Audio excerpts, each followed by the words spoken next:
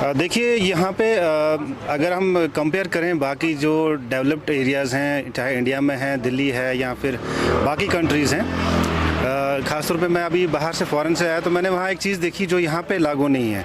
जो हमारी driving licence जो होती है उसमें यूके में मैंने देखा कि वहाँ पे एक तो टेस्ट लिया जाता है, साथ में वो उनके पास एक कोड होता है, रूल्स की बुक होती है, जो कि जो बंदा जिसको लाइसेंस चाहिए होता है उसको वो एग्ज़ाम पास करना पड़ता है। वो बुक पढ़नी पड़ती है और वो एग्ज़ाम पहले पास करता है। उसमें रूल्स एंड रेगुलेशंस, कैसे आप हाईवे पे चलेंगे, कैसे पेडिस्ट्रियन हैं उनके क्या रूल्स हैं, उनके क्या हकूक़ हैं। इसी तरीके से आपके जो ये हैं गाड़ी चलाने वाला है उसको पता होनी चाहिए कि कैसे मुझे रूल्स फॉलो करने हैं।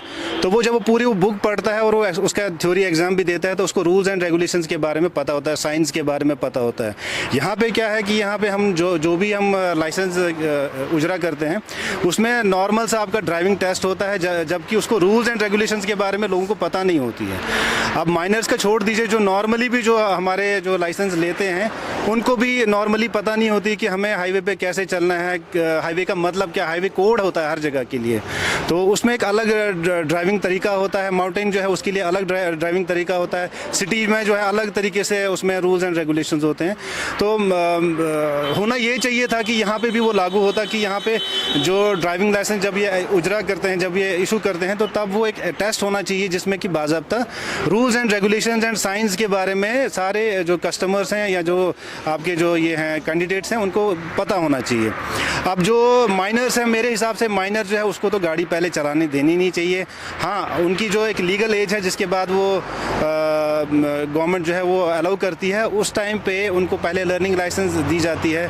उसमें भी बाज़ाब्ता लर्निंग लाइसेंस वाले के साथ भी एक ड्राइवर होना चाहिए जो कि उसको जब तक वो 6 महीने सीखता है, अच्छे से गाड़ी सीखता है, और उसमें बाज़ाब्ता एल का निशान पीछे से लगाया जाता है, जिसकी वजह से वो थोड़ा बहुत जब वो ट्रेन हो जाएगा उसके बाद वो टेस्ट पास करेगा, फिर फाइनली उसको रोड पे आने दिया जा सकता है। अब ये पेरेंट्स का फ़र्ज़ बनता है कि वो इतने साल 17, 18 साल, 20 साल तक एक बच्चे की रखवाली करते हैं, उसके पढ़ाई पे खर्चा करते हैं, उसकी सेहत पे खर्चा करते हैं। मतलब वो एक हिसाब से उनका एक असासा होता है। और अगर वो सड़क पे उसको ऐसे ही छोड़ देते हैं गाड़ी लेके, और खुदा न खास्ता अगर उसका एक्सीडेंट हो जाता है तो पछताने वाले गवर्नमेंट को तो कोई नुकसान नहीं है, वो तो पेरेंट्स का ही नुकसान है कि इतनी उन्हें मेहनत की है एक बच्चे पे और अल्टीमेटली वो एक छोटी सी गलती की वजह से एक्सीडेंट में मारा जाए। तो ये हमारा फ़र्ज़ बनता है एज ए पेरेंट्स भी और एज ए सोसाइटी भी कि जो बच्चे हैं उनको ये विदाउट ड्राइविंग लाइसेंस जो है बाज़ाब्ता वो जब तक ट्रेन ना हो जाए तब तक उनको रोडों पे ना आने दिया जाए। मेरे हिसाब से तो ये ज़्यादा बेहतर है। हमारे यहाँ पे डेली बेसिस पे जो है हमारे बारामूला एंड कुपवारा हमारे अलग अलग नाका पॉइंट्स होते हैं जहाँ पे कि हम नॉर्मली जो है वायलेटर्स को चेक करते रहते हैं, ख़ासतौर पे पोल्यूशन जो है या फिर ड्राइविंग लाइसेंस है उसके बारे में, और साथ में जो हमारा एक्सेस फेयर का जो ज़्यादा कंप्लेंट्स आ रही है उसके बारे में हमारा जो है मुहिम चलती रहती है। बट उसके बगैर भी हम स्पेशल ड्राइव्स करते रहते हैं जहाँ के हम लोगों को समझाते भी हैं, अवेयरनेस भी देते हैं, और साथ में हम चाहते हैं कि लोग जो हैं वो इस बात को समझें कि जो वायलेशंस हैं वो ना करें जिसकी वजह से उनको हैवी चालान देने पड़ते हैं। तो मेरे हिसाब से तो यही है।